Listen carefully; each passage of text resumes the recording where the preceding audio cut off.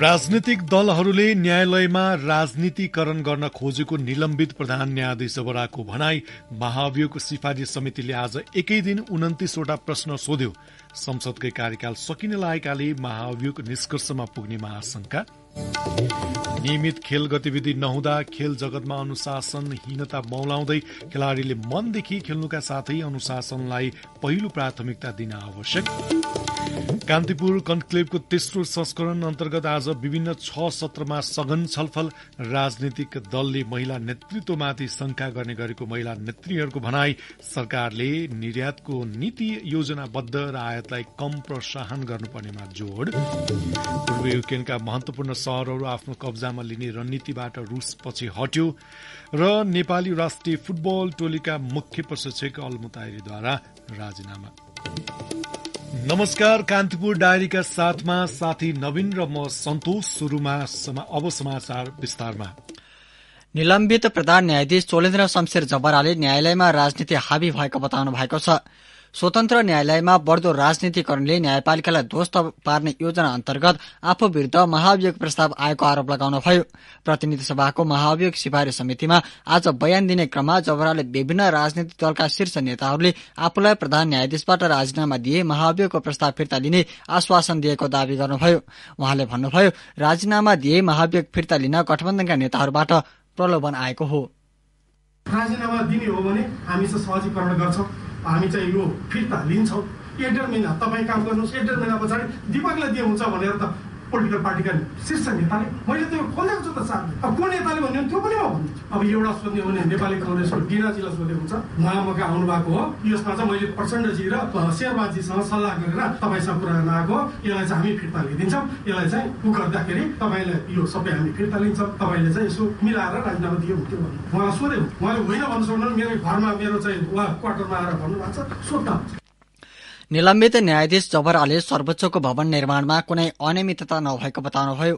समितिका 29 प्रश्नको जवाफ दिँदै जबराले तत्कालीन प्रधानमन्त्री केपी शर्मा ओली र तत्कालीन अर्थमन्त्री विष्णु पौडेलले भवन ठेक्का सदरमा समेत सहयोग गरेको बताउनु भएको समिति सदस्य एवं कांग्रेस सांसद रामबहादुर विष्टले बताउनुभयो।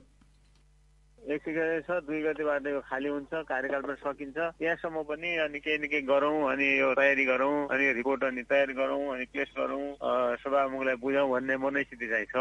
अब यो कति टाइम लाग्ने के हुने हो, छलफल पछिको छलफलले टुङ्गो लाग्ला। प्रतिनिधि सभाको कार्यकाल असोज 1 गते सकिँदैछ। त्यतिन्जेलसम्म समितिले प्रतिवेदन दिएर प्रतिनिधि सभाले जबरा विरुद्धको महाभियोगबारे निर्णय लिने सम्भावना क्षीण बन्दै गएको स्वयं समिति सदस्यले बताएका छन्।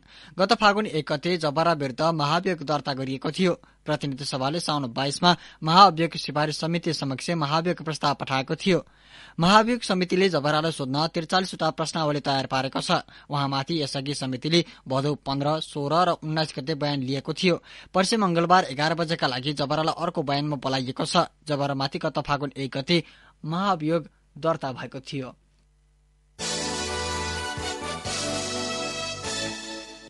अब कान्तिपुर सविस्तारको पालो।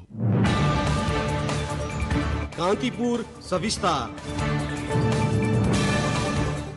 अनुशासन खेलाडीको गहना हो भने खेलाडी राष्ट्रको गहना हो। मेहनत र अनुशासन सफल खेलाडीको पहिलो आधार हो। सक्षम खेलाडी बन्नका लागि सबैभन्दा ठूलो कुरा उसमा भएको अनुशासनको पक्ष नै हो। अनुशासन नभएका व्यक्ति खेल क्षेत्र मात्र नभई कुनै क्षेत्रमा पनि टिक्न सक्दैनन्। खेल क्षेत्रमा उज्जवल भविष्य खोज्ने हो भने एक खेलाडीले मनदेखि नै खेल्नुका साथै अनुशासनलाई पहिलो प्राथमिकता दिन आवश्यक छ। खेलका नियम र मान्यता लिखित र अलिखित रूपमा स्पष्टसँग परिभाषित छन्। त्यसको उल्लंघनलाई कार्यवाही गर्न या त खेल स्थलमै जज वा रेफ्रीलाई या त्यसभन्दा माथिका निकायहरूलाई अधिकार प्रत्यायोजित गरिएको हुन्छ। खेलकुदको नियम भए जस्तै खेलाड़ीहरूमा पनि नियम लागू हुने गर्छ। त्यो भनेको अनुशासन हो। खेलकुदमा सबैभन्दा बढ़ी आवश्यक कुरा भनेकै अनुशासन हो। खेलाड़ीमा गतिशीलता र अनुशासन हुन आवश्यक छ। खेलाड़ीहरू अनुशासनमा बस्न नसकेकै कारण खेल क्षेत्रमा अनुशासनहीनताका घटना विरलै हुने गरेका छन्। खेलाड़ीले मैदानभित्र मात्र नभई मैदान बाहिर पनि छुट्टा छुट्टै भूमिकामा अनुशासनको पालना गर्नुपर्ने हुन्छ। यसले गर्दा टीम र आफ्नो मात्र नभई समग्र खेल क्षेत्रकै विकास हुने बताउँछन् फुटबल संघका अध्यक्ष तथा राष्ट्रिय फुटबल टोलीका पूर्व कप्तान विक्रम लामा। सबैभन्दा ठूलो कुरा नै खेलाडीमा हुनुपर्ने अनुशासन हो, जुन चाहिँ मलाई लाग्छ होइन। खेलाडीले विशेष अनुशासन आफ्नो एउटा पालना गर्ने पर्छ, जस कारणले गर्दाखेरि चाहिँ टिम र आफू बराबर भइन्छ नि। यसले गर्दा चाहिँ आफ्नो क्षेत्रलाई राम्रो देखाउने अथवा इन्स्पायर गर्ने मान्छेलाई चाहिँ यो क्षेत्र चाहिँ राम्रो हो भनेर देखाउन र त्यसमा चाहिँ प्रेरित गर्नको लागि पनि ठूलो महत्वपूर्ण भूमिका चाहिँ अनुशासनले राखेको हुन्छ भनौँ। पहिलो कुरा त खेलाडीले आफ्नो जिम्मेवारी पनि वहन गर्न सक्नु पर्यो, आफ्नो कार्यक्षेत्र आफ्नो दायराहरू हुन्छ त्यो कुराभित्र बस्न सक्नु पर्यो होइन। र आफूले गर्दाखेरि धेरै कुराहरूलाई असर पर्न सक्छ भन्ने कुरालाई एउटा मनन गरेर काम गर्ने हो भने चाहिँ अब सुधारका बाटोहरू भनेका यिनै नै हुन् जस्तो लाग्छ मलाई चाहिँ। खेलाडीले आफ्नो जिम्मेवारी वहन गर्नुका साथै लक्षित दायराभित्र बस्न सक्नुपर्ने हुन्छ। खेलले राष्ट्रको सम्मान या राष्ट्रलाई नै प्रतिनिधित्व गरेको हुन्छ। खेलमा पूर्वाग्रह, अनुशासनहीनता तथा नियम उल्लंघनका लागि कुनै छूट दिइँदैन। मुलुकभित्रका प्रतियोगिताहरूमा पनि अनुशासन तथा नियमबद्धताबारे त्यही तहको प्रतिबद्धता देखाइएन भने बाहिरी जगतमा समेत खेलाड़ीले खेलको मर्यादा र अनुशासन प्रदर्शन गर्न सक्दैनन्। अनुशासन खेलाड़ी र खेल क्षेत्रमा मात्र नभई हरेक व्यक्तिलाई हरेक क्षेत्रमा चाहिने नेपाली राष्ट्रिय क्रिकेट टोलीका पूर्व कप्तान पारस खड्का बताउँछन्। अनुशासन हरेक खेलाडीको लागि सबभन्दा महत्वपूर्ण कुरा हो। अनुशासन खेलाडी होइन, हरेक मान्छेलाई हरेक व्यक्तिले चाहिन्छ हरेक क्षेत्रमा। खेलको मर्यादा र नियमले खेलाड़ी र सम्बन्धित खेल पदाधिकारीहरू जतिसुकै प्रतिकूल परिस्थितिमा पनि संयमित, अनुशासित र आदरयुक्त हुने अपेक्षा गरिन्छ। अनुशासनहीनतालाई खेल जगतले अस्वीकार गर्छ। अनुशासन बिनाको खेल र खेलाड़ीको अस्तित्व सम्भव हुँदैन। नियमित खेलकुद प्रक्रिया नहुनु पनि अनुशासनहीनताको मुख्य कारण मान्न सकिने विज्ञहरू बताउँछन्। जहाँ नियमित खेल गतिविधि हुन्छ त्यहाँ अनुशासनको कमी नहुने बताउँछन् खेल विश्लेषक सुशील नरसिंह राणा। खेलकुदमा डिसिप्लिन नै सबभन्दा मूल एउटा खेलाडीको प्रोग्रेसको आधार हो है। डिसिप्लिन छैन भने तपाईँको केही पनि हुँदैन। सेल्फ डिसिप्लिन हुनुपर्छ यसमा। त्यो भएन भने चाहिँ कोही पनि खेलाडी उचाइमा पुग्दैन। त्यो पुगिहाल्यो भने पनि तपाईँको चाहिँ उसको डाउनफल पनि धेरै छिटो सुरु हुन्छ। हाम्रो ट्रेनिङको प्रक्रिया नै नियमित छैन कि। जबसम्म तपाईँले through out the year training गर्ने एउटा इन्भाइरोमेन्ट बन्छ नि, तब एथलिटहरू आफै आफ एउटा अनुशासनको ट्र्याकमा आउन थाल्छ। कन्टिन्यू एउटा चाहिँ लङ रनमा चाहिँ ट्रेनिङ नहुनुको पछाडि त्यही नै कारणहरू देख्छु मैले। खेल संघहरूसँग बजेट भएको खण्डमा अथवा कुनै टुर्नामेन्ट आउँदैछ भने टुर्नामेन्टको 1-2 महिना अघि मात्रै क्याम्प बस्ने जस्ता कुराले पनि अनुशासनहीनताको कारण निम्तने गर्छ। खेलाड़ीले गल्ती गरेमा अनुशासनको अंकुश लगाउने विभिन्न निकायहरूले पनि आफैबाट सुधारको प्रयास गरेमा त्यसले सकारात्मक सन्देश जानेमा दुई मत नहोला। रेडियो कान्तिपुरका लागि पूजनी श्रेष्ठ। कान्तिपुर सविस्तार।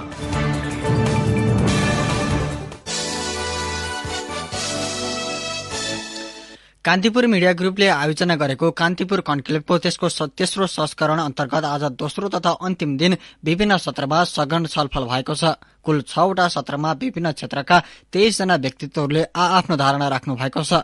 दोस्रो दिनको आरम्भ सत्रमा भू राजनीतिक र अर्थ कूटनीतिक सत्रमा बीआरआई नेपाल सहित दक्षिण एसियाली राष्ट्रहरूले अपनाएको विकास मोडेल लगायतका विषयमा छलफल भएको थियो। यस्तै दोस्रो सार्वजनिक संवादको शैली नामक सत्रमा मुटुरोग विशेषज्ञ डाक्टर र प्राध्यापक डाक्टर भगवान पैराला, यसैगरी राजनीतिक शास्त्री जसवन्त बानिया लगायतले मन्तव्य राख्नु भएको थियो। यसैबीच महिला नेत्रीहरूले राजनीतिक दलले महिलालाई नेतृत्व हस्तान्तरण गर्न शंका गर्ने गरेको बताएका छन्। कान्तिपुर कन्क्लेभको तेस्रो संस्करण अन्तर्गत आज चौथो सत्रमा काठमाडौँ महानगरपालिकाका उपमेयर सुनिता डंगोलले राजनीतिमा टिक्नका लागि महिला नेत्रीले सबै क्षेत्रको ज्ञान राख्नुपर्ने बताउनुभयो। हेटौडा उपमहानगरपालिका मेयर मीना कुमारी लामाले महिलाले नेतृत्व गर्न खोज्दा शुरूमा आर्थिक पाटो जोडिन आउने उल्लेख गर्नुभयो। महिलाले सधैँ सिक्ने र बुझ्ने प्रयास गरे नेतृत्व गर्न सक्ने उहाँको भनाइरहेको थियो। विदुर नगरपालिकाकी उपमेयर प्रभा भोगटेले महिला नेतृत्वमा आउन खोज्दा राजनीतिक दलहरूले अझै पनि शंकाको नजरले हेर्ने गरेको बताउनुभयो। गौरीगंज गाउँपालिकाकी अध्यक्ष फूलवती राजवंशीले महिलाका लागि राजनीतिमा बाटो खुला रहे पनि विविध कठिनाई झेल्नुपर्ने गरेको बताउनु भएको छ। महिला नेतृत्व विकासका लागि नेत्रीहरू आफैमा आत्मनिर्भर हुनुपर्ने उहाँहरूको भनाइरहेको थियो। त्यस्तै आज कन्क्लेभको दोस्रो सत्रमा वक्ताहरूले आयात र निर्यात दुवैलाई सन्तुलन गर्न सरकारले निर्यातको नीति योजनाबद्ध र आयातलाई कम प्रोत्साहन गर्नुपर्नेमा जोड़ दिएका छन्। एक सामग्री कान्तिपुर कन्क्लेभको तेस्रो संस्करण अन्तर्गत आज दोस्रो दिन पनि विभिन्न सत्रमा छलफल भए। दोस्रो सत्रमा आयात निषेध कि निर्यात वृद्धि शीर्षकमा वक्ताहरूले आफ्नो धारणा राखेका थिए। नेपाल उद्योग वाणिज्य महासंघका अध्यक्ष शेखर गोल्छले अन्तर्राष्ट्रिय व्यापार घाटा कम गर्ने नाममा आयातलाई एकैपटक प्रतिस्थापना गर्न नसकिने भएकाले आयात र निर्यातमा सन्तुलन मिलाएर अर्थतन्त्रलाई अगाडि बढाउनु पर्ने बताए। नेपालको अर्थतन्त्र निर्यातको सट्टा आयातमा निर्भर रहेको र रेमिट्यान्सको ठूलो हिस्सा आयातमा लागेकाले अर्थतन्त्रमा चुनौती आएको गोल्छले धारणा राखे। अहिलेको चुनौती अलिकति दीर्घकालीन रूपमा रहन्छ जस्तो मलाई लाग्छ। त्यसको कारण के हो भने यो ग्रासरुट लेभलमा अहिले समस्या आएको। यो समस्याको जरो मलाई लाग्छ अहिले लघु वित्त र कोअपरेटिभ्सले गर्दाखेरि एउटा समग्र आर्थिक क्षेत्रमा तरलताको अभाव भयो। सोही सत्रमा चेम्बर अफ कमर्सका अध्यक्ष राजेन्द्र मल्लले विकास र समृद्धिका मामिला तथा व्यापारलाई व्यवस्थित र निर्यातलाई प्रवर्धन गर्ने विषयमा सबै निकायबीच समन्वयात्मक भूमिका रहनुपर्ने बताए। वाणिज्य मन्त्रालय, अर्थ मन्त्रालय लगायत जिम्मेवारी राष्ट्र बैंक जस्ता संस्थाहरूले प्राइभेट सेक्टरसँग सहकारी र समन्वय गरेर नेपाल राष्ट्र बैंककी डेपुटी गभर्नर लीलम ढुङ्गाना तिमिल सिन्हाले युक्रेन युद्धले विश्वकै अर्थतन्त्रलाई प्रभावित पारेको र नेपाल पनि अछुटो नरहेको बताइन्। रुस र युक्रेनको द्वन्द्व र एनर्जीको चाहिँ प्राइसमा भएको वृद्धि र आपूर्ति श्रृङ्खलामा भएको अवरोध र त्यसको परिणाम स्वरूप भएको माग र आपूर्तिको असन्तुलनका कारणहरूले गर्दाखेरि स्ट्यागफ्लेसनको अवस्था आइरहेको छ। तुलनात्मक रूपमा धेरै आयात भएका र आयात रोक्दा पनि मुलुकमा प्रत्यक्ष असर नपर्ने देखिएकाले केही समय 10 प्रकारका वस्तुको आयात रोकिएको उद्योग वाणिज्य तथा आपूर्ति मन्त्रालयका सचिव गणेश पाण्डेले बताए। देशको सप्लाई चेन र देशको डेली लाइफ स्टाइललाई कुनै असर नपर्ने खालका वस्तुहरू एउटा विज्ञ समूहको रिकमेन्डेसनमा हामीले चाहिँ प्रतिबन्ध लगाएका हौं। तर त्यो सधैँभरि लगाउने विषय होइन। उद्योग क्षेत्रलाई बढ्दो गम्भीर चुनौती रहेको नेपाल उद्योग परिसंघका अध्यक्ष विष्णु अग्रवालले बताए। बजारमा मागको कमी हुँदा व्यवसायीले राम्रो काम गर्न नसक्ने र रोजगारी पनि कमी हुने अध्यक्ष अग्रवालले बताए। सबै क्षेत्रमा मागको ठूलो कमी आइराखेको छ। जब मागको कमी हुन्छ तो बिजनेसहरूले कमाउन सक्दैन तो इन्ट्रेस्ट पे गर्न सक्दैन, एनपीए बढ्न जान्छ और सबभन्दा इम्पोर्टेन्ट कुरा के छ कि इम्प्लोइमेन्ट कम हुन जान्छ। कान्तिपुर मिडिया ग्रुपले आयोजना गरेको कान्तिपुर कन्क्लेभको दोस्रो दिनको दोस्रो सत्रमा आयात निषेध कि निर्यात वृद्धि शीर्षकमा वक्ताहरूले देशको उत्पादनलाई प्रोत्साहन गर्नुपर्नेमा जोड दिएका थिए। देशको अर्थतन्त्रलाई सन्तुलन राख्न आयात र निर्यात दुवैको आवश्यक पर्छ। यी दुवैलाई सन्तुलन गर्न सरकारले निर्यातको नीति योजनाबद्ध र आयातलाई कम प्रोत्साहन गर्नुपर्ने धारणा राखेका थिए। रेडियो कान्तिपुरका लागि सरिता थारू। कान्तिपुर डायरीमा अब ब्रेकको पालो। ब्रेकपछि अब बाँकी प्रसंग। नेकपा एमालेका अध्यक्ष तथा पूर्व प्रधानमन्त्री केपी शर्मा ओलीले स्वतन्त्रका नाममा मुलुकमा भावनात्मक कुराले प्रचार पाइरहेको बताउनु भएको छ। उहाँले भावनात्मक कुराले भन्दा पनि सोचबुझपूर्ण रूपमा देशको नेतृत्व गर्नुपर्ने बताउनुभयो। तेस्रो कान्तिपुर कन्क्लेभको दोस्रो दिन नीति, थिति र राजनीति विषयक सत्रमा अध्यक्ष ओलीले मुलुकको समग्र प्रतिनिधित्व स्वतन्त्र व्यक्तिहरूले नगर्ने भएकाले राजनीतिक दलको आवश्यकता पर्ने तर्क गर्नुभयो। समग्र देशको समस्या हेर्न सक्ने, समस्या बुझ्न सक्ने नेतृत्वका लागि दलीय व्यवस्था चाहिएको ओलीको भनाइ थियो। एकाध स्वतन्त्र व्यक्तिले निर्वाचन जित्दैमा मुलुकको समग्र प्रतिनिधित्व हुन नसक्ने उहाँको भनाइ थियो। ओलीले नेपाली राजनीतिमा राजनीतिक थिति र संस्कृतिको विकास हुन नसकेको स्वीकार गर्नुभयो। व्यवस्थाभित्रको व्यवस्थापन वा व्यवस्था स्थापित र विकसित गर्नु जरुरी छ। एउटा कल्चरको राजनीति, संस्कारको राजनीति, देश र जनताप्रति समर्पित राजनीति, संविधान र कानूनप्रति, प्रणालीप्रति निष्ठावान राजनीति। यो राजनीतिको स्थिति नबसालेसम्म नेतृत्वले समयानुकूल ढंगले चल्नुपर्छ। समयको गति, समयका माग, समयको आवाज, समयको आवश्यकता, समयको विज्ञान, समयको प्रविधि, मुख्य कुरा ती चीजहरूलाई बुझ्नुपर्छ। त्यसका निम्ति तयार छ कि छैन त्यो कुरा हेर्नुपर्छ। अध्यक्ष ओलीले सत्तारूढ गठबन्धनको ठूलो चलखेलले आफू सरकारबाट बहिर्गमन हुन पुगेको भन्दै पुनरागमन पनि छिट्टै हुने दावी गर्नुभयो। उहाँले आफ्नै पार्टीका नेताहरूले सहयोग नगर्दा आफ्नो सरकार ढलेको प्रश्न पार्नुभयो। अध्यक्ष ओलीले भन्नुभयो, 22-23 जना सांसदहरूले समर्थन दिन्छु भनेका थिए। त्यो स्थिति देखेपछि मेरो पार्टीभित्रकै केही मान्छेहरू बाहिर गएर विश्वासको मत दिएनन्, त्यसकारण सरकार ढल्यो।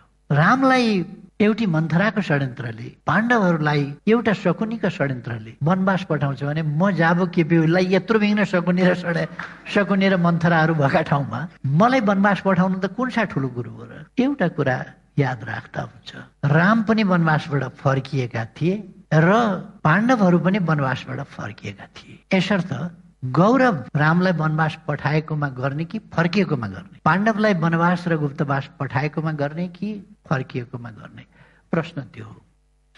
अध्यक्ष ओलीले आफ्ना कार्यकालमा भएका परिवर्तनलाई आगामी निर्वाचनमा जनताले आत्मसात गर्ने बताउनुभयो। केही कमी कमजोरी र महत्वाकांक्षी कार्यक्रम आए पनि त्यसले भोलि भविष्य निर्धारण गर्ने बताउनुभयो।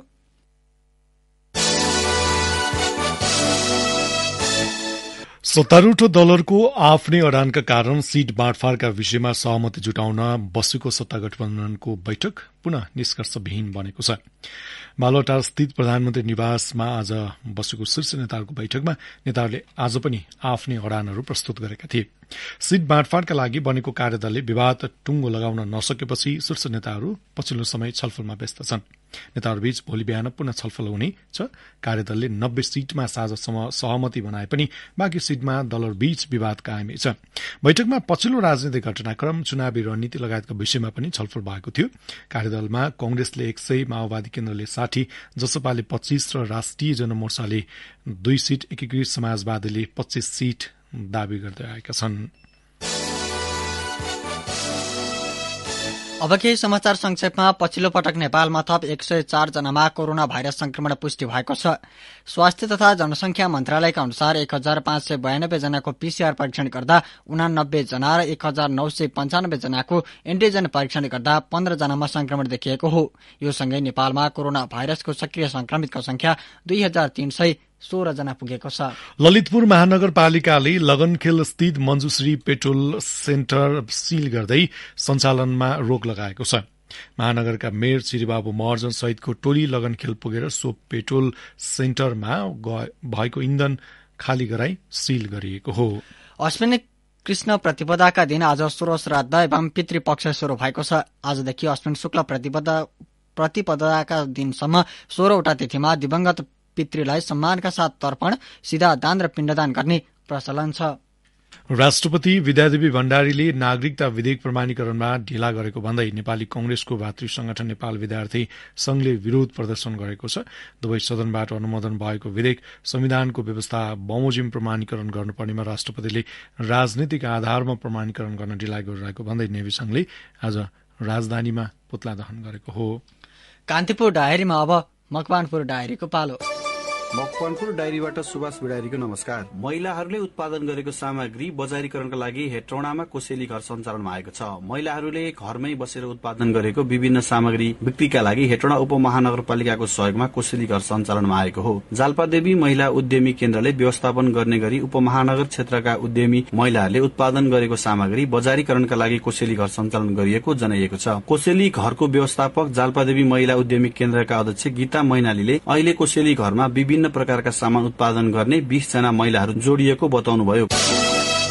हेटौडा उपमहानगरपालिकाले हेटौडा 10 टिसिएनमा प्रसूति अस्पताल निर्माण गर्ने भएको छ। चुनावी घोषणा पत्र अनुसार यसअघि खानेपानी र अति विपन्न परिवारको स्वास्थ्य बीमा लागू गरिसकेको उपमहानगरले अस्पताल निर्माणका लागि आवश्यक जग्गा नेपाल वन निगमसँग लिजमा लिने निर्णय गरेको छ। नगर कार्यपालिका बैठकले टिसिएन क्षेत्रको 4 बिघा 16 कट्ठा 11 जग्गा लिजमा लिने निर्णय गरेको उपमहानगरका प्रवक्ता सबी न्यौपानेले जानकारी दिनुभयो। पश्चिमी मकवानपुरको चेपाङ समुदाय आफ्ना बालबालिका र परिवार सरह चिउरी संरक्षणमा लाग्ने प्रतिबद्धता सहित चिउरीको बिरुवा रोप्न जुटेका छन्। परम्परागत र प्राकृतिक रूपमा चिउरीसँग विशेष सम्बन्ध रहँदै आएको चिउरीलाई आमदानीको स्रोतसँगै पर्यावरण संरक्षणलाई जोडेर चिउरीको संरक्षण लागेका हुन्। चिउरी मकवानपुरको राक्सिराङ गाउँपालिकाको चेपाङ बाहुल्य क्षेत्र वडा नम्बर 5, 6, 7, 8 र 9 मा रोप्ने र भएका चिउरीको बोट संरक्षण गर्ने अभियान थालिएको छ।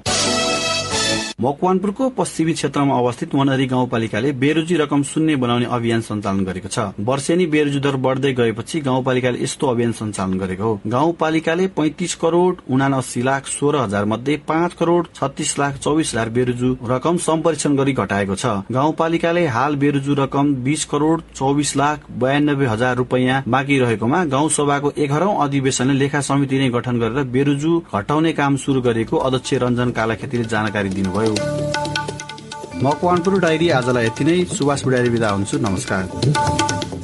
मकवानपुर डायरीपछि कान्तिपुर डायरीमा पुनः ब्रेकको पालो। अब आर्थिक प्रसंग। पेट्रोलियम ढुवानी व्यवसायी महासंघले आफूहरूको मागका विषयमा पटक पटक सहमति गर्दा पनि सरकारले कुनै ठोस कदम नचालेकाले पेट्रोलियम ट्याङ्कर निगमलाई जिम्मा दिन बाध्य भएको जनाएको छ। महासंघले निगम र सरकारसँग ढुवानीको भाडा सम्बन्धी 1 वर्ष अघिदेखि सहमति गरे पनि सरकारले बेवास्ता गरेको भन्दै गत शुक्रबारदेखि नै ट्याङ्कर निगमलाई जिम्मा लगाएको हो।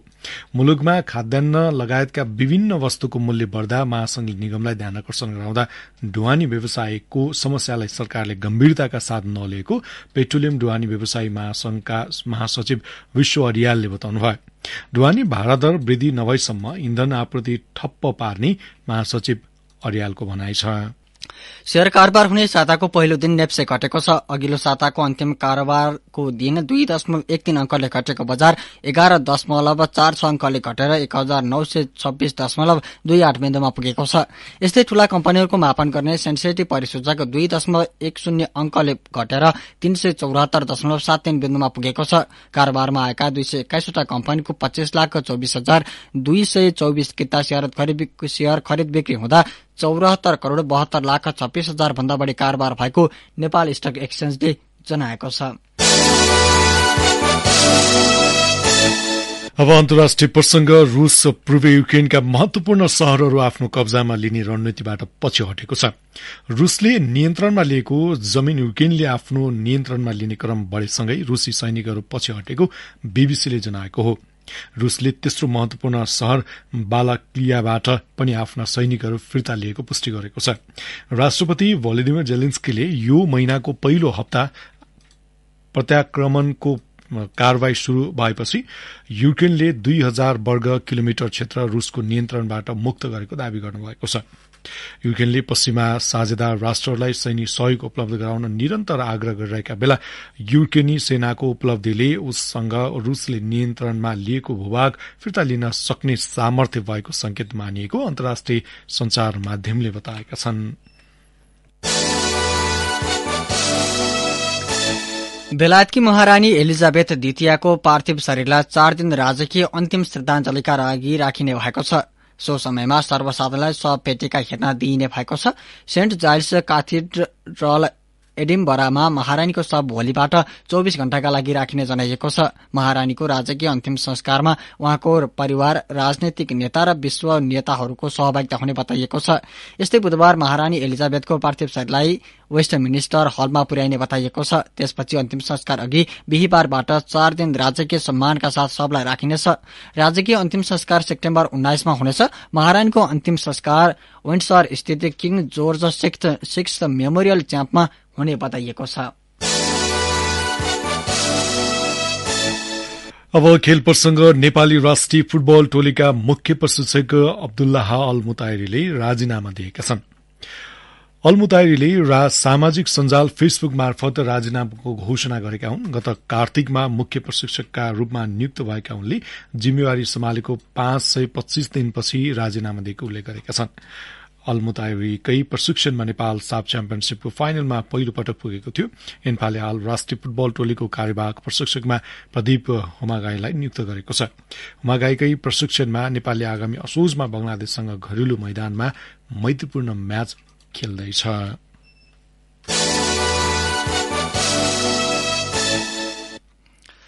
र एसिया कप T20 क्रिकेटको उपाधिका लागि अहिले पाकिस्तान र श्रीलंका बीच खेल भइरहेको छ।